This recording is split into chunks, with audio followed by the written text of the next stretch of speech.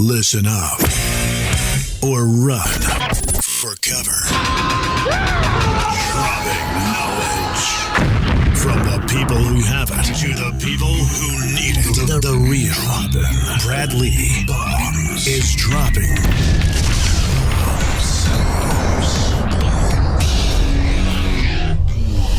what it is. Brad Lea back again with another episode of Dropping Bombs. Today in the studio, folks, I've got a real badass. You better pull over, get your pad and pen if you like making money. If you've never heard of the guy, you got to look him up. You got to follow him. He's made over 1,400 free videos, courses, shit like that. He's got one of the biggest events of the year that go on called GoPro. Eric Worre, thanks for coming. How you doing? Dude. The real Brad Lea. Yeah, if I was any better, I'd be you. Where did the real come from? There's a couple of ways. The main way was a buddy of mine thought it'd be funny to get on Twitter as @Brad Lea and start saying wise ass shit. He stole your name. Yeah, and he was doing it as a parody account. So I'm telling Twitter, hey, that's not me. Parody accounts are legal. I'm like, what are you talking about, dude? He's saying rude shit like, I banged the ladies and just being rude. Thinking it's funny. I didn't think it was that funny. So then I had to get the real Brad Lea. So that's the main first reason I did it. But then it started to play in because I was doing the virtual training, and I would show up at dealerships and people would say, Brad Lea's here. And then you'd hear them go, no, dude, like he's here. The real Brad Lea. Because they were used to just seeing me on you're videos. real because you're dropping bombs. And now I'm known because I'm real, because I'm dropping bombs and I don't sugarcoat shit. And I tell the truth, whether it's popular or not, because I'm one of these, people think I'm an influencer. Not really. I don't care if you follow me or don't follow me, where a lot of people want you to follow them because that's how they monetize. And I don't really monetize my following. Yeah. So I don't really care. I'll tell you, vote Trump or you're a dumbass. People say, oh, I'm unfollow. Well, later, dude, later. Because I try to give value. I try to bring people in that I know and drop bombs on shit so people can get ahead in life. My mission, I don't know if you know this, is to ultimately get the knowledge from the people who have it to the people who need it. Yep. Because I think the reason people fail is because they don't have the right information. Success leaves clues, right? No, well, 100%. And you hear that, but what does it really mean? And, because we had so many people coming in here, I thought, dude, I need a couple microphones, and I'll just pick their brain in between filming or whatever, and it just caught on. Love it. And now, top 10 business podcast on planet Earth. Boom. So, you know what I'm saying. So a lot of people listen to me, doctors, lawyers, blue-collar workers, construction workers, a lot of MLM folks, realtors, salespeople, and it's growing. But they love the show, but they really love the guests. Why? Because we keep it real and we talk about shit that they can implement to get past whatever challenge they're getting. But I just normally have a conversation. A lot of people think, I'm going to pick your brain about network marketing, which I may, but I also, randomly ask you questions. Like also I've seen you in like cool shit, shoes that are cool. Like what gives you your style? My wife, she buys everything. I just put it on. Does she? Yeah. She buys everything, brings it to the house. I haven't been to a store in years. And you don't say shit about it? Nope. So she wants you in yellow pants and red shoes. You put them on. Yep. It's like my wife doesn't wear the pants in my family. She just tells me which pants to wear. Exactly. I gotcha. I'm smart enough to be able to just go along. Yeah, go along and get along. Happy wife, happy life. Is there truth to that? And now I got a good, I got a great shoe game. I got, I got little moments here and there. Yeah. Well, you've been making coin for quite some time. Yeah. I want to go back to where before you made any coin. Okay. Now, if you're listening, you guys don't know Eric Worre. Eric Worre's most known in the MLM network marketing training space. He will train someone in network marketing or MLM how to make a shit ton of money for real. Because a lot of people obviously think, oh, those are pyramid schemes. No, there are some, but network marketing, in my opinion, dude, hell of a freaking smart way to go. Yeah. Especially now with the average person. I think it's a better way for a person to express entrepreneurship than any other form for the average person. If you don't have a lot of money, don't have a lot of background, don't have a lot of pedigree, and you want to be able to figure out a way to make some extra money or build a business, this is the best way to give it a shot. A real business. Yeah, real business. I mean, you deal with people that are making how much a month? Lots making $1 million a year, so $100,000 a month plus. Pretty good handful making over $1 million a month. Couple making over $2 million a month. No employees. There's someone that I'm aware of. They're in Monate, and she's just getting started. She's already, I think, at $1 million a month.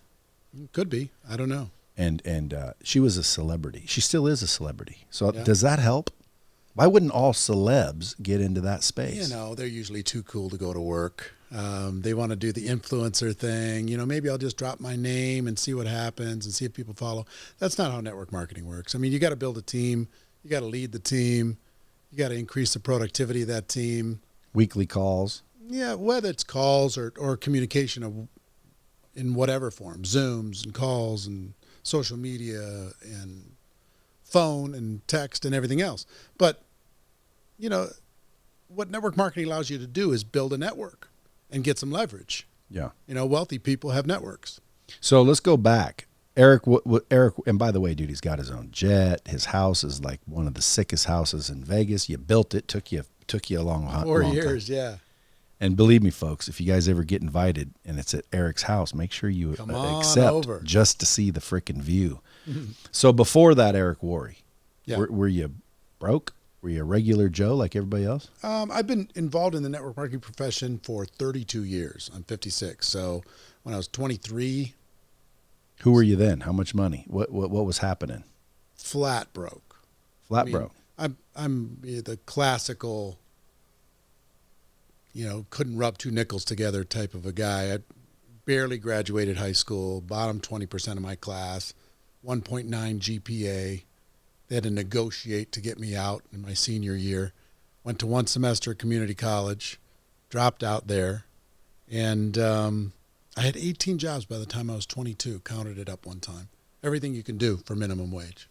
Last thing I was doing was selling real estate, and my first year selling real estate, I made $45,000 and I spent $60,000, and I didn't save any money for taxes, so I was in a tough spot, right? And then network marketing showed up. Which one? You remember? It was a company called NSA, which was water filtration, air filtration, those types of products. They've since morphed to a company called Juice Plus. They've been around for a long time. Very successful company. But that's where I started way back when. 1988. Who was the Eric Worre in your day? The top guy in that company is a gentleman by the name of Jeff Roberti. And Jeff lives in Florida, a couple years older than me. He was like this young whiz kid making big money back then. In his career, he's earned over $100 million in network marketing commissions as a distributor, not as an owner, not as anything other than what everybody could be, but he took it to a really high level. He still makes, I would guess, $4 or $5 million a year. Just in residge? Yeah, just from his organization, still building, still working with the team, still helping them out. Is he still with Juice Plus? Mm-hmm. Damn, talk about longevity. Yep. So, but he wasn't the Eric Worre. The Eric Worre. When I say the Eric Worre, it's like the Tony Robbins of motivation and business. Like, I don't think there was anybody inside of the network marketing space that decided to be a thought leader, quote unquote. The guy. Yeah, I mean there's different men and women in different companies. There's some high-level leaders in Mary Kay. There's high-level leaders in Herbalife, and Juice Plus or whatever other company, high-level leaders. But there was never really somebody outside of the field that just decided to be an ambassador and be a support and be a help to the whole thing. Regardless. The $200 billion profession around the world. Is that what it is? Yeah, $200 billion a year. Pays out $80 billion a year in commissions, 100 million people involved, most of them part-time. Making a few bucks, and the highly ambitious make a lot of money. Why such high turnover? Bunch of reasons. 90% of people who get a real estate license never sell a single home. Most people who buy a book never finish it. Most people who get a course never get through the course. Same thing's true here. I mean, in network marketing, if we asked people to invest $50,000 or $100,000 to start their business, they'd have a lot of reasons to stick around and go to work. But a lot of these network marketing companies, you can get involved for less than $500. And when the going gets tough, they just go, I'll just use the product. And I'll just, our profession is filled with tourists. They're not going to be full-time residents. They're just going to hang out for a minute, visit the beach, try the product, and move on out. It's like the difference between somebody who drives through the drive-thru at McDonald's and somebody who owns the McDonald's. Some people stay, build a business. A lot of people just come through, give it a shot. They're trying to get something for nothing. Is that changing with COVID? The only thing that's changing with COVID is the whole world is realizing it's a good idea to find a way to earn from home. If you can earn money from home, you can use your phone or your computer, and in order to be able to make some money, you can tap into a support system, which network marketing allows you to do. Somebody else will drop ship the product for you. You don't even have to touch the product in most cases, or the service. People are realizing that. So I will tell you, I thought when this hit that it was going to be like 2008, 2009, when the crisis, the whole financial crisis hit, and everybody just put their head in the sand and, froze out of fear, not knowing what the heck was going to happen. I expected that to happen here inside of network marketing, that, in this uncertainty, people would freeze, but they didn't. There's been such an explosion of growth, and I think it has to do with people being open to taking a look at options on how to work from home. But also, the people who are home got nothing else to do. There's no to-do list. There's no errands they can run. I mean, for the most part, it's loosening up a little bit now, but pretty much people are just sitting there. Let me jump on Zoom and tell my friend about my product, or let me share this with somebody else. Let me jump on social media and talk about this or that. So recruiting went up, volume went up. I have a friend, top earner in a company. In March, his organization did $2 million in sales total. In June, his organization did $8 million in sales. And he's been doing this, 7-8 years. So with this company. So 4x growth in 4 months. Just unbelievable. Because I think people are focused, and then it's building its own momentum. It's kind of a magical thing. It's like inside of network marketing, there's been a flood, and our profession has an unlimited supply of lifeboats, and we're able to give them out to people if they're willing. I think also prospects are a little bit more open-minded because they realize that their job wasn't as secure as they thought it was going to be, and the loyalty from the boss wasn't as loyal as they hoped it would be. For sure. Yeah. So are there any latest and greatest technologies or tricks? Like, before we used to have to knock on doors and make phone calls. Now it's mass texting. Yeah. The concepts stay the same. In every business, the concepts are constant. You got to find prospects wherever you go. How you find them changes, but you got to go find them. You can use social media. You can use ads. You can do all different kinds of things to find them, but you got to find them. You think it's easier now than it used to be? Sure. Because of social media? Sure. I mean, you're a couple clicks away from anybody. You pick if you want to find a prospect about something, all you got to do. Here's one thing I learned about business and marketing. All business is conversation. That's all it is. And you're either in conversation with somebody or you're not. And if you're in conversation, you're making money. And if you're out of conversation, it's over. You're out of business. So we have the ability to get in conversation with people in whatever way. And from that conversation, if you keep it going, the professionals start it and keep it going, eventually there'll be a time where you can educate people about your product or your service or your company or something. But now it's easier to start conversation than ever before. I mean, if you're in love with The Walking Dead, let's say the TV show The Walking Dead, you can find 5,000 Facebook groups on The Walking Dead, and you can join those Facebook groups and you can hang out with those people, and if you love it, they love it, and you can make tons of friends. And from those tons of friends, guess what you can do? You can start conversation. And from those conversations, guess what's eventually going to happen? There's going to be some opportunity for you to talk about your business or your product or your service or something. And from that, good things are going to happen. And you can do it all with your phone. I mean, it's super easy to be able to reach anyone now, whether it's similar interests, doesn't matter. I mean, we have at our fingertips the ability to reach the world. It's just a matter of, like I say, starting conversations, staying in conversations. That's the key. And knowing how to do that. Yeah, but I tell people, you want to go build a big business. I mean, because in network marketing, you're either educating people about your product or your opportunity, right? In your business, you're educating people about interactivity, or interactive courses in order to be able to improve somebody's retention and improve their quality of their learning experience. Yeah. So what I tell people to do is start 1,000 conversations. Go online, figure out a way to start a conversation. Say hi. I don't care what you say. Doesn't matter. What's up? I think you're ugly. I think you're amazing. Doesn't matter. Start 1,000 conversations and then keep them going. And if you keep them going over time, you'll have so many people that you have an opportunity to educate about what it is that you have. Like for you, if there's 500 different potential companies or thought leaders that would be prospects for what it is that you do, if you're in conversation with 500 of them, you're going to be signing 10 to 20 of them a week as clients. Mm-hmm. Just automatic. You wouldn't even have to think about it. So what to say doesn't matter so long as you know what you're talking about. What matters is having the conversation and keeping it going. That's the only thing that matters.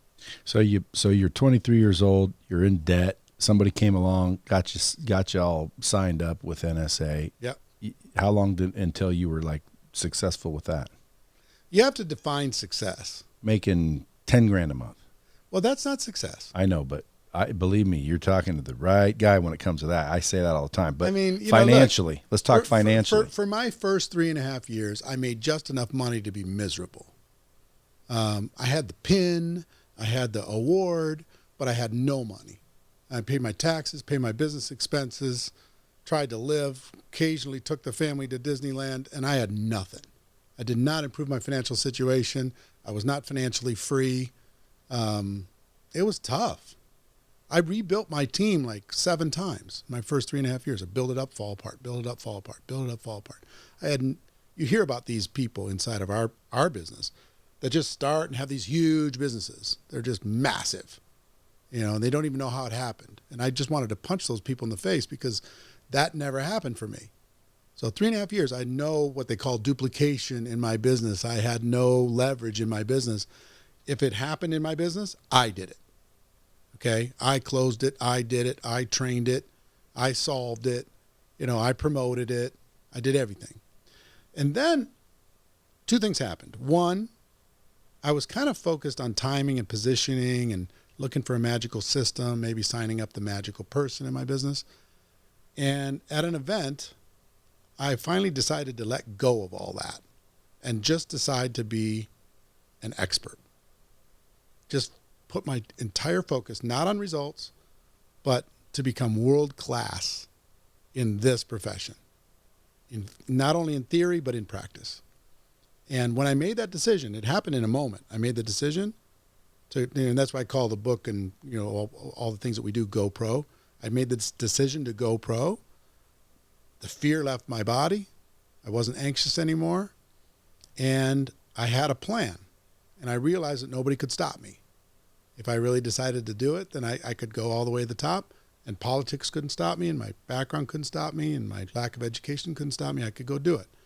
So I did. And it took me by the time I was 29, which was about 2.5 years later, that year I made $980,000 in commissions. $980,000, no employees, and I finally had some freedom. That's when I finally paid off everything. That's when I finally got myself into, a good situation. And I began a string of many, many years of $1 million a year plus inside of this profession, helped a lot of people, built in 60 countries around the world, built a team of 500,000 people. That's when it all started? Yeah, really by about age 29. That was the kickoff for me. It took probably 6-7 years before it really kicked in. Because someone told me like the first event you threw, there was maybe 300 people there. For Network Marketing Pro? Yeah, or whatever you get 20,000 showing up now. Sure. I decided, I don't know if your viewers know a personal development guy. His name was Jim Rohn. Sure. And Jim was the man.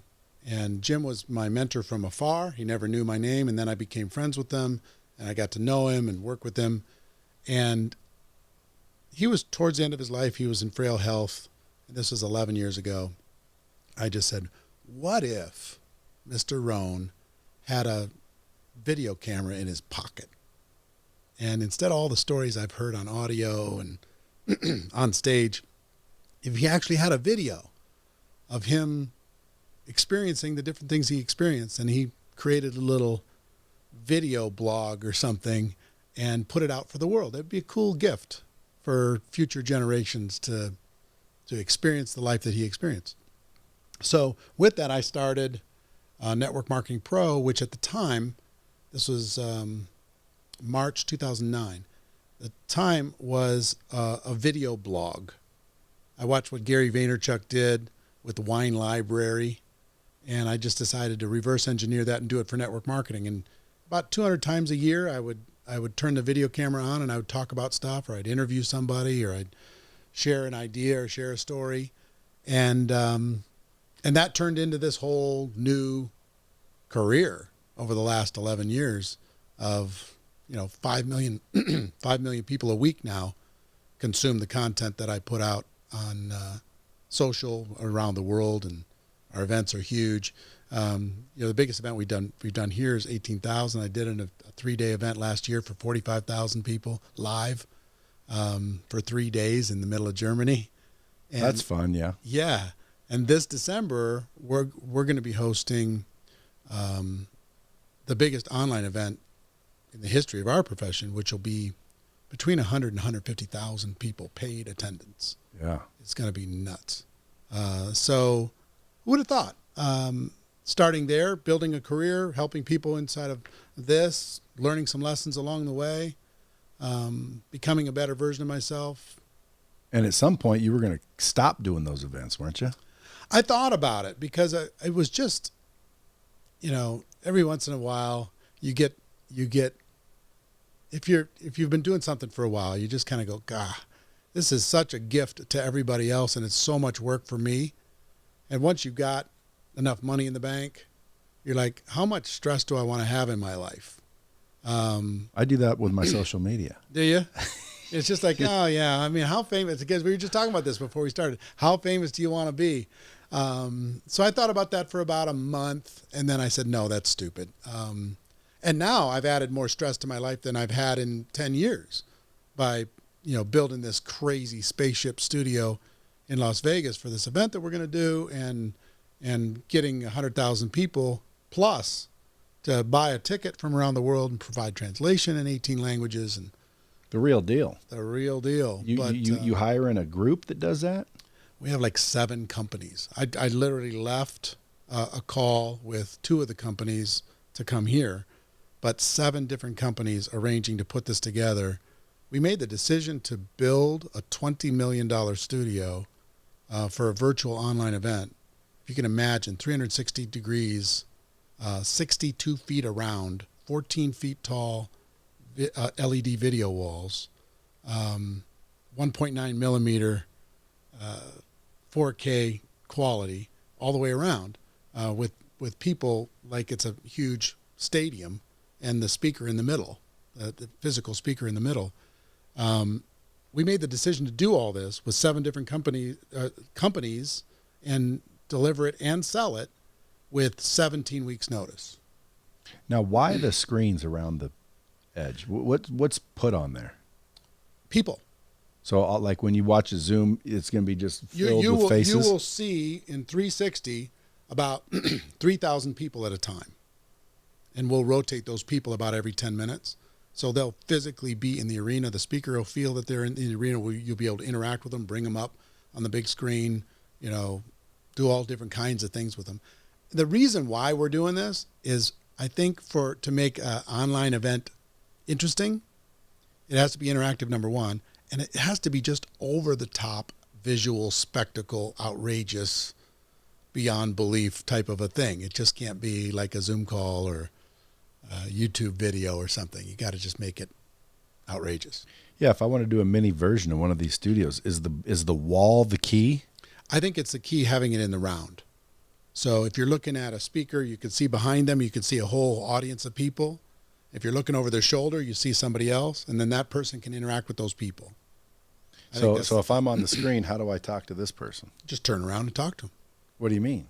Just turn around and talk to them. No, I don't mean I'm not the speaker. Like, I'm on the wall. You're on the wall. I'm one of the Brady Bunch kids. Yeah, you're looking at the person in the room. Yeah. That's the presenter, and you're looking beyond them to see other people, and you're kind of looking into their lives. Yeah. On the screens behind them. Or their faces. Yep. Yeah, and so they can't talk to each other. No, but they can in the chat. I got you. So all of this is like an orchestrated thing. It's so outrageous. I mean, the technology. When is that? And how do people get tickets? Oh, I mean, if you're in network marketing, this will be interesting for you. If you're not, maybe it's a lesson in how to do an event you can check out. virtualgopro.com. People can check it out. virtualgopro.com. Folks, if you guys are doing network marketing, you probably already heard of it. If you hadn't got your ticket yet, it's unlimited, obviously. Yeah. That's the beautiful thing. Yeah. And you couldn't put on a 150,000 person event in real life. You know what's funny? Here's one thing I believe. Without resistance, there's no creativity. I mean, if you don't ever get punched in the face, you don't figure things out, right? Yeah. I'm a big fan of the book, The Obstacle is the Way. Ryan Holiday, one of the best business books out there. The Obstacle is the Way. But this whole thing of Corona made me have to relook at how can we reach the world. And 65% of our audience typically for this big event that we do once a year comes from outside the United States. Well, they can't get here. And for everyone that comes here, there's 50 in their little village or town or city or country that they can never get here. They can't get a visa. They can't afford to get here. They can't afford to do it. Now I can reach them. Two things make me happy. One is if I'm growing, and two is if I'm contributing. Right? And I have to have both. If I'm only growing and I'm not contributing, I'm restless. If I'm contributing, I'm not growing, I'm restless. So this is making me grow big time. But if I bust my ass and I do nothing else, I could probably fill up Raider Stadium for 3 days and have 50,000 people. Assume there's no Corona. I could have 50,000 people attending our big GoPro event at the end of the year. If I did nothing else, right? And I got a lot of other things to do. Well, with 16 weeks notice, 15 weeks notice, I'll have 150,000 here. And I'll be able to deliver it directly to the living rooms everywhere in the world in their language. Without going anywhere. Without going anywhere. And that saves them money. Saves them money, saves them, and I'll deliver an incredible experience. We're going to bring in the biggest celebrities. We're going to have the finest entertainment. We're going to make it fun. Virtualproevent.com. Virtual GoPro. Virtualgopro.com. Yeah. Folks, you better get on that. And do all the celebrities have to come here so they're in that big arena? That's our preference. We're negotiating with them now.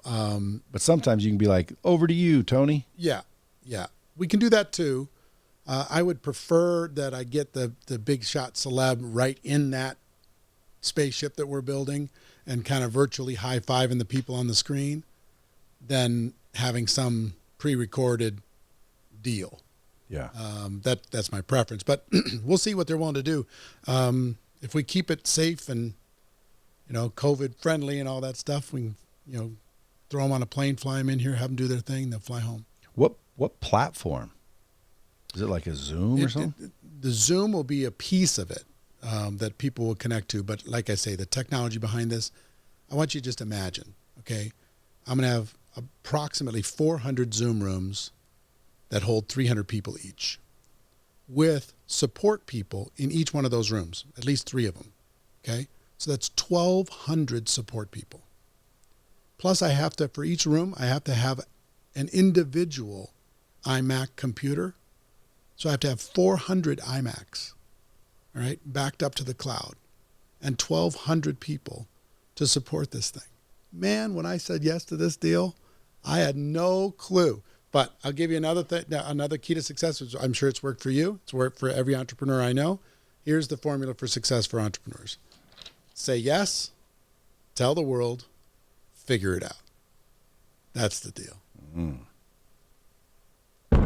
You don't go opposite. You got to say yes first before you have all the answers. You got to tell the whole world so you have no out. And then you got to figure it out. And that's what I'm in the process of doing right now. I said yes. I told everybody we're doing it. Is tell the world more like commit? But that keeps you committed. Yeah, tell the world. Tell everybody. I'm going to do this. I said yes, I'm going to do this. Here's my goal. Here's my whatever my mission. I'm doing it. All right? Tell everybody. Yeah, it's gonna be a badass event. I can just tell because I know how you do things. If it's anything like your house, that's my wife. Yeah, my wife did the house. I guarantee she has her hand in this event. She's on the calls right now. Yeah, she's running all the logistical stuff, and I'm working with all the different field people and the kind of the experience to be able to pull it all together. But we should have had her here too. Marina's like a freaking business force all by herself. For sure. For sure. She's way more disciplined than I am. I'm she's tough too. Yeah. Negotiation wise. Yeah. She doesn't mess around. She doesn't mess around. No. So when this event kicks off, it's what, 3 days? Yep. 27 hours, 3 days. But is it like from this time to this time? Yeah, I'm going to go from 8 a.m. Pacific to about 5 p.m. Pacific. So that means Europe starts at about 4 p.m. and goes into the night. Australia starts around 1 or 2 a.m. and goes all night into the morning. And they're all excited about it because if they flew to Vegas, they'd be upside down. Their body would be upside down anyway.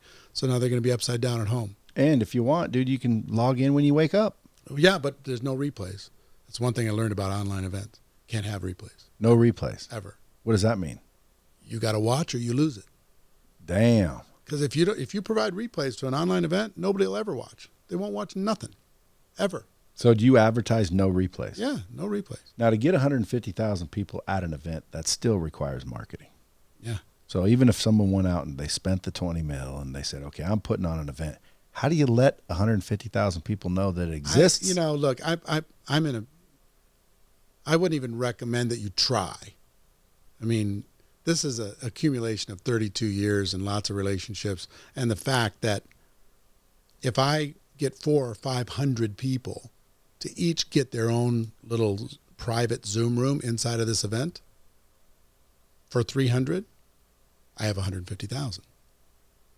So I just have to get 500 leaders around the world to get their own 300-person event, and it's done. Yeah, that makes sense. See, I don't sell one at a time. And you have around the world to deal with. Everywhere. Yeah.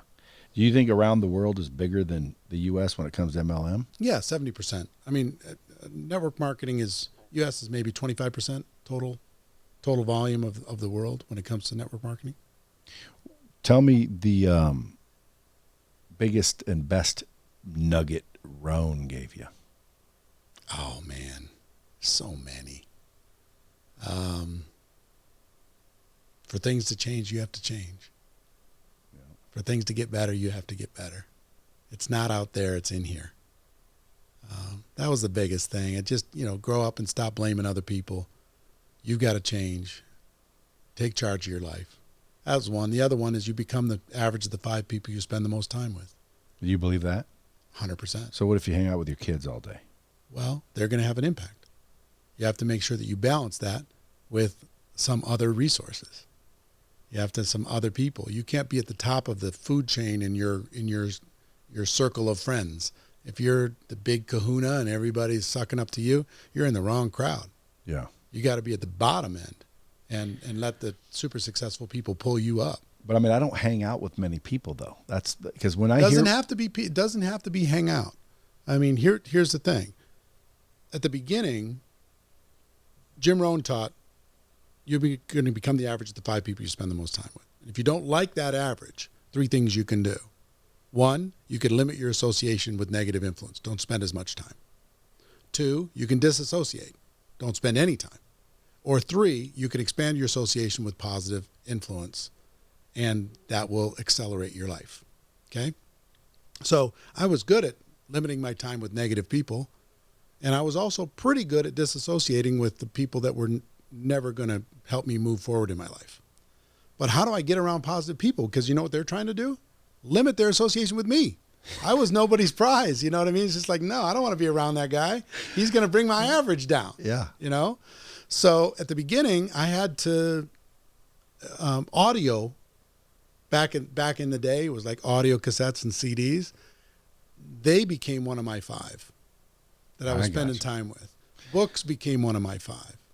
See, folks, better pay attention, because a lot of people ask me, Brad, how do you get around all those people? But their question was more, how do you get around all of those influencers? Yeah, people I say said you got to become one. Yeah, because here's the thing.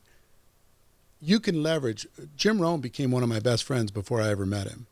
Les Brown became one, and Dennis Waitley became one. Og Mandino became one. Bob Proctor became one. All these different people were my mentors, and I never met them. But you spent time with them. Until later in life. I listened to them 1,000 times. I'll never forget. I used to pretend that I was driving around in my car listening to Jim Rohn, Og Mandino, and Les Brown in the back seat of my car.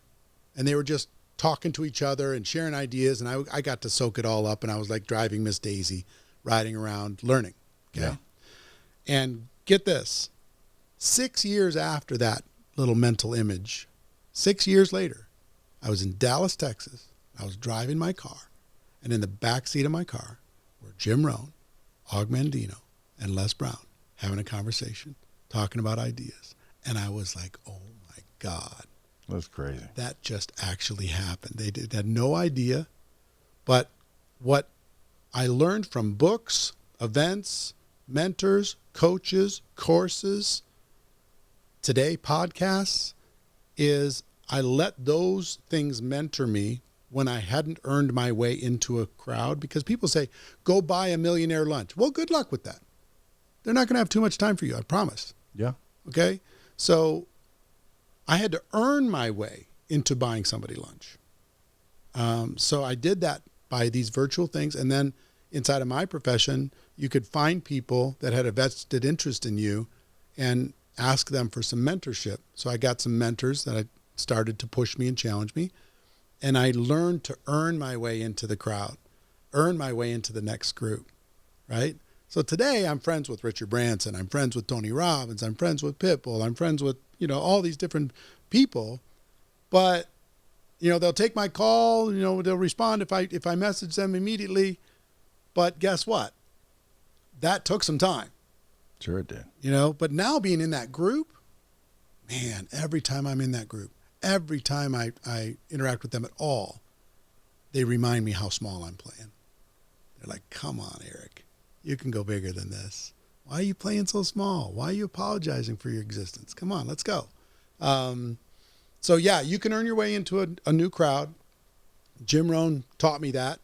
And I did. And I make sure you don't get comfortable also, because you can, be at the bottom end of your 5, but it doesn't take long before you're at the top end of your 5. And that's the worst place in the world you want to be, because all you can go is down from there. You think you're going to rescue everybody else in your group. That's not true. They're going to pull you down to the average of that group.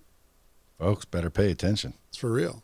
See, because I always think to myself, because I don't hang out with many people, and every time I heard that, you're the average of the 5 people you hang around, I'm thinking, well, shit, dude, my kids, my wife, and they don't work. Yeah. Right? They What's your environment? Yeah, no, but what's your environment? Are there podcasts that can help you? Yeah, but that's what I wasn't thinking of. That's the greatest right there. I will tell you, when I first started, I got this lesson, and I'm a personal believer that information is like a time machine. Coaches, mentors, courses are like a time machine. You step into that time machine and you become a year smarter without being a year older. You become 3 years smarter without being 3 years older. So since I didn't go to formal education, didn't go to college, my first year I decided to invest $500 in me, in growing me. Bought books, bought courses, and I worked on that in order to be able to improve me. And because of that, I was able to increase my income. And I've increased that over the years.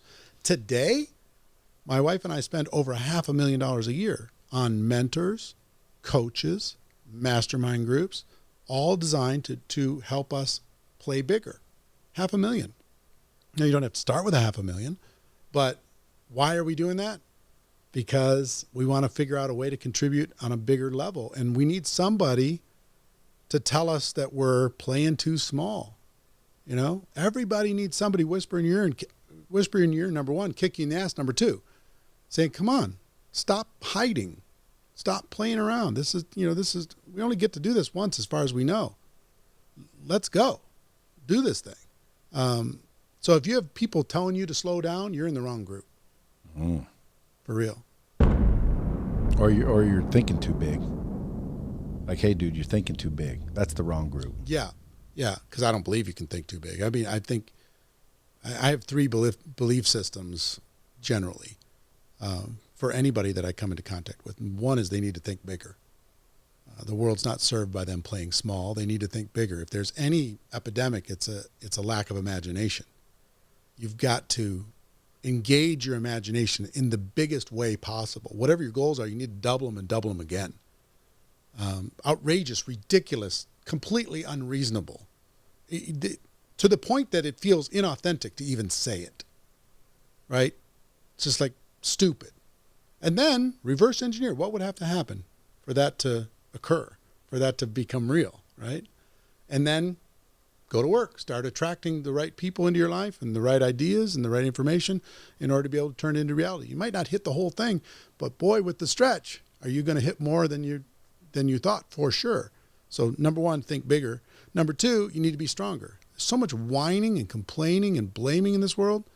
Everybody's got to put their problems on somebody else. They think they're a good problem solver just by giving their problem to somebody else. You know, they get a problem, they go, here, you take it. Oh, look, I just solved that problem. No, you didn't. You just gave it to somebody who's a good problem solver. So you got to be stronger. I mean, we have a lot of weak people in our society right now. They don't take charge of nothing. It's everybody else's fault. It's this political party. It's that political party. It's my upbringing. It's the education. It costs too much. You know, my student loans are too expensive. Well, you took the money. Grow up. Deal with it. You wouldn't dare say vote Trump, would you? Well, look, here's what I would say. What I would say is you've got to determine, you know, I play this game with my relatives, and I ask them about the different issues. I said, take the personalities out of it and just take a look at the issues. You know, what do you feel about this? What do you feel about this? What do you feel about this? What do you feel about this? What do you feel about this? And that should tell you what you should vote for based upon those issues. And I will tell you that I'm mixed, and I've been mixed for my whole life. I've voted exactly 50-50 for Republican and Democratic presidents in my lifetime. The thing that I hate, but I also understand, is the polarization of this society because everybody's been addicted to blame. And I think a lot of it has to do with social media and everything else. I don't know where this ends. When it comes to polarization. Do you think? I mean, Civil War. I mean, dude, it's so bad. But I wouldn't blame that on Trump, and I wouldn't blame that on Biden or anybody else. I think you got to vote your conscience. You got to vote what you think is in your own best interest. I'm an entrepreneur. That will probably tell you as much as you need to know. Trump. It's Trump. I'll say it. Yeah. Biden can't even finish a sentence. Yeah, I'm scared for him. I mean, I'm not putting him down. Like, I don't know the guy. I'm one of the most fairest people on the planet Earth, but I'm watching what he's saying. And he's like, you know, the thing, and I got hairy legs and all that crap you see. And I'm thinking, is this edited? Is this to make him look bad? But I do a little research. No. He's got some sort of declining mental stability. Yeah. Okay, so that's a no. Yeah. Period. Now, Trump, I agree with the personality. Again, I don't mind boastful, abrasive people. I think I might even be one. But at the end of the day, I don't mind the personality because that's just, him being Trump. But my taxes did get lower. Yeah. We got peace in the Middle East. Trade, all that he stuff. went to North Korea and got that dial. I mean, the shit is real, isn't it? Unless, of course, the media is lying, which therefore I think, I'm just using logic, well, the media would not even give him any credit, so it must be happening because the media would say it's not if it wasn't. Let me put it to you this way. The reason why I say be stronger. In my entrepreneurial journey, there's not been one president that made a difference in my business. Ever. A big difference. Because any Trump lowered taxes. So I got some more. Yeah, fine, but it didn't change my business. Yeah, but that's a little difference. Yeah. A little help in the Get old it. I get hip it. national. Here's what I will tell you though. Everybody, also for my whole life, this is an existential threat. This election, if the other guy gets in, it's going to be the end of the history of the earth. Nope, it Never. won't. What about this one? Do you think You this can one? put if you're a Republican, you could put AOC in there, and if you're an entrepreneur, guess what? You'll adapt. What is AOC? The Cortez lady, Ocasio-Cortez. Yeah. The extreme left. You could put that. You could put Bernie Sanders in there, and guess what? An entrepreneur will do.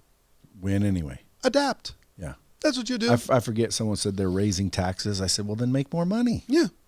I've been an entrepreneur with high taxes, low taxes, medium taxes. Move it around. Do whatever you got to do. Take away capital gains. All right. Do an inheritance tax. Okay. It doesn't matter. Do you think there's any difference with this election? No. So you don't believe in any of the conspiracy shit? No. Like pedophilia and satanic worship? I'm not saying that there isn't terrible things going on in the world. What I'm saying is, and we should confront all terrible things, and we should challenge all terrible things. What I'm saying is, regardless of who's elected, entrepreneurs will adapt. I agree with that. However, no matter what. And you should vote your conscience, and I'm not saying don't vote. What I'm saying is, stop thinking that it's the end of the world if somebody that you didn't vote for gets in, because it's not. All the Democrats that when Trump got in, they lost their mind when he got elected, and they're still breathing. Yeah, and everything's fine. Yeah. Now, if Hillary would have got in, same thing. Everybody would have been fine. Here's it the wouldn't have thing. been as cool, but I'm worried now more about because of the polarization. Like you've got BLM, you got Antifa, you've got freaking patriots. Yeah. They're at war. I'm afraid, like literally a civil war. We've never had one for a long time, dude. That would change shit. That will affect your business. Here's what I will tell you. I don't think so. I don't think that's going to happen. My personal opinion, maybe it does, but I don't think so.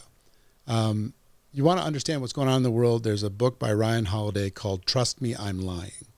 Confessions of a Media Manipulator. And this guy manipulated the media and then changed his tune and decided to do stuff for good. But he literally showed how they create stories and how they run them up the media flagpole, manufactured out of nothing in order to be able to drive an agenda. And there's a huge amount of money in polarization.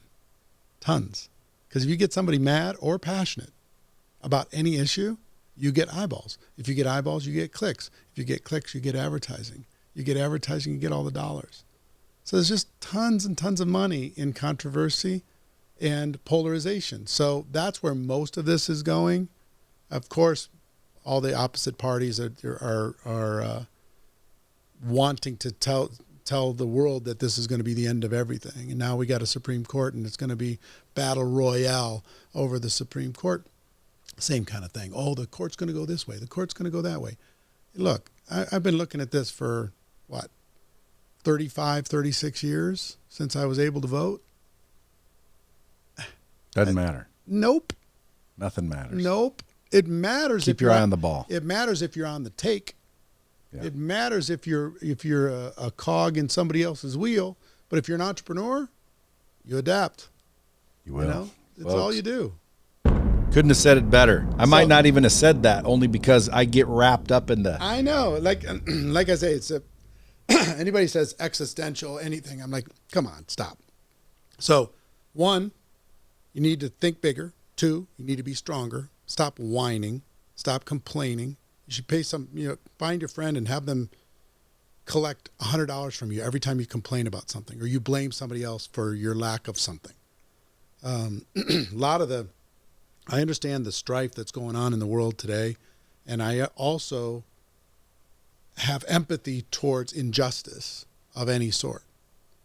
But I would also say the only way out of injustice is personal responsibility. It's not blame. I mean, life doesn't respond to demand. Life responds to deserve. And you got to deserve it. You can't just demand it. And everybody's demanding this and rioting that and striking this and protesting that. Good luck. Good luck. Guess what you get when you do that? The minimum. Yeah. Or you can just deserve it, take charge, it's your life, and deserve it. You don't have to wait for somebody else to change their mind or change their policy because you've created the life that you want. So anyway, you got to be stronger. And the third thing is you got to go faster. You got to move faster. Success loves speed.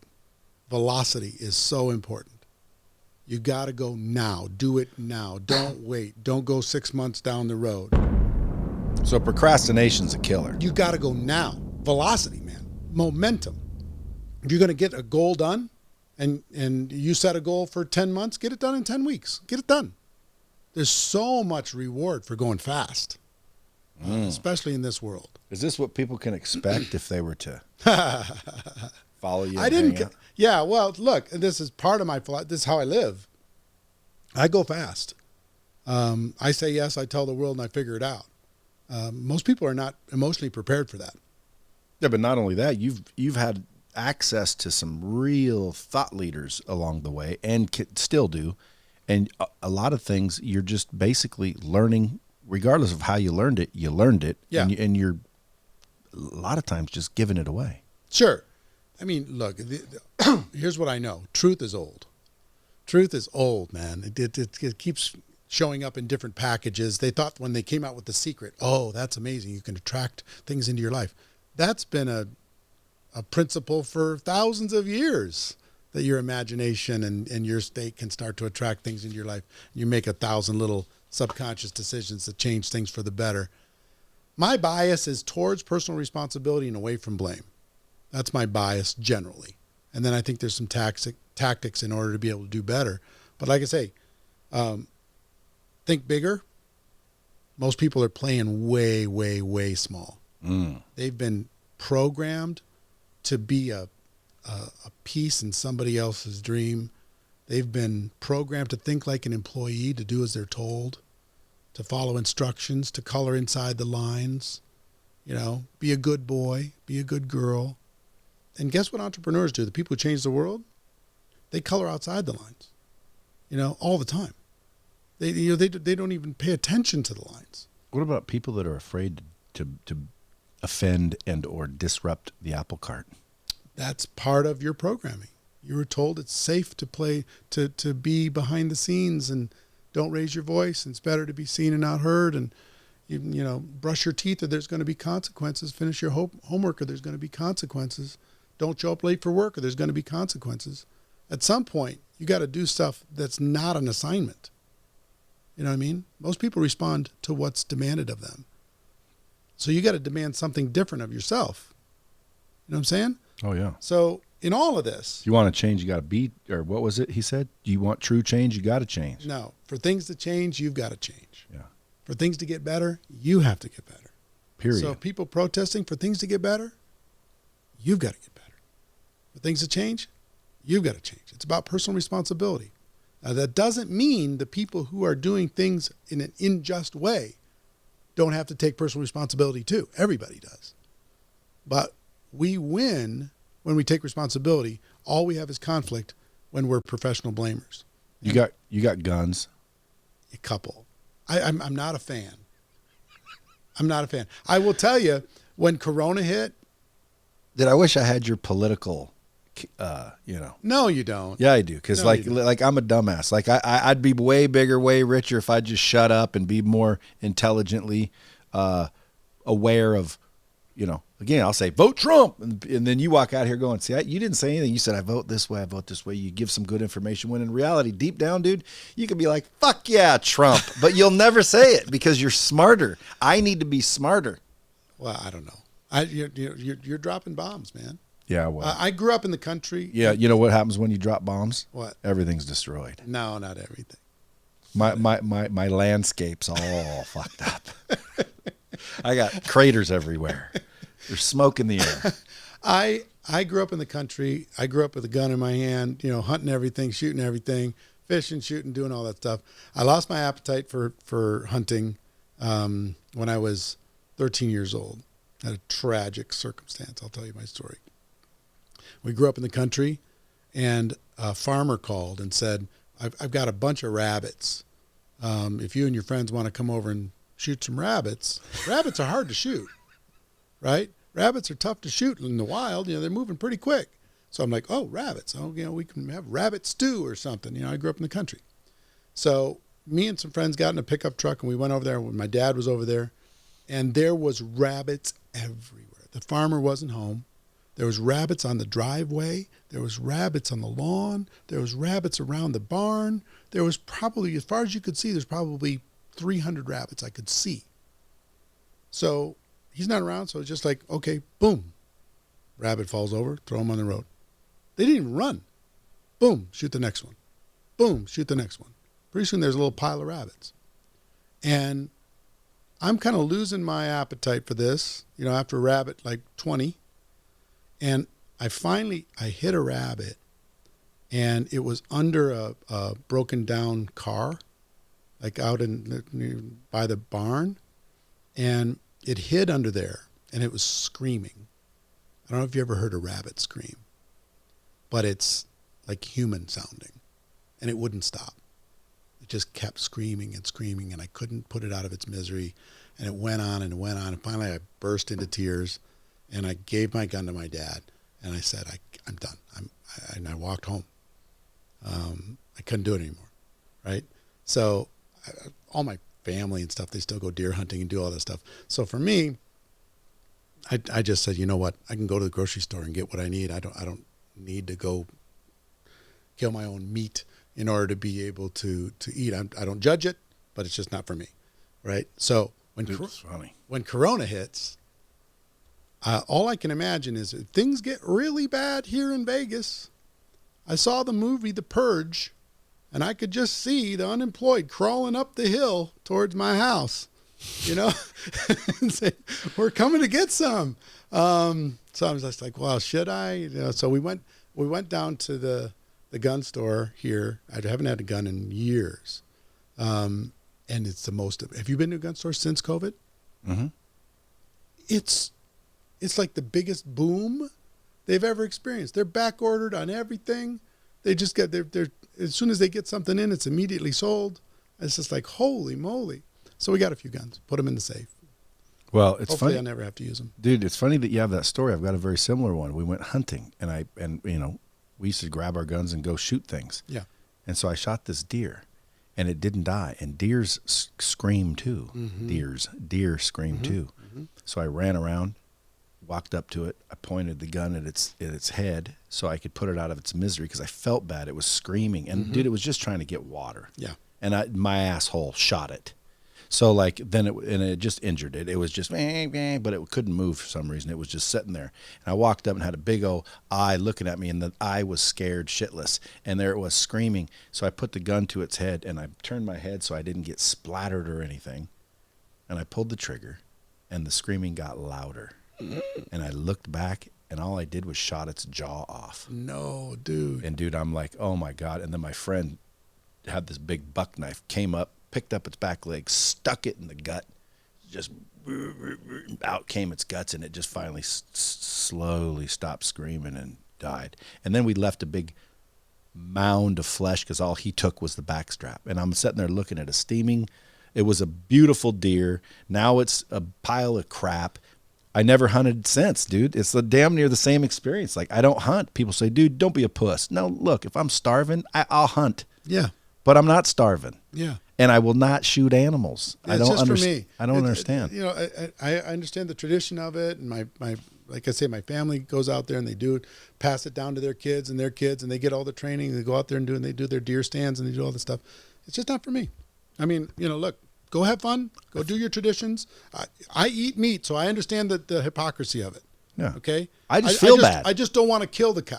Yeah. You know, I'll eat the cow, but I don't want to have to like look him in the eye when I kill him. My daughter's a vegan, and I said, honey, I just eat the bacon that's on the plate. I didn't kill the thing. But if it's already dead and you don't eat it, you're wasting bacon. I love bacon.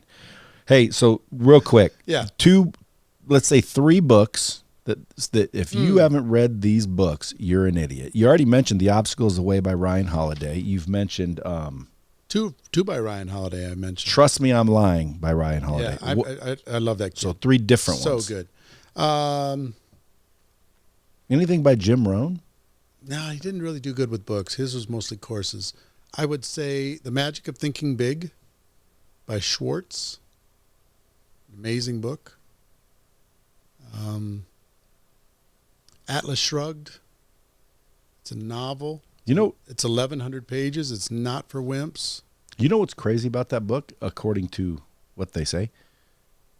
Every single billionaire on earth has read that book.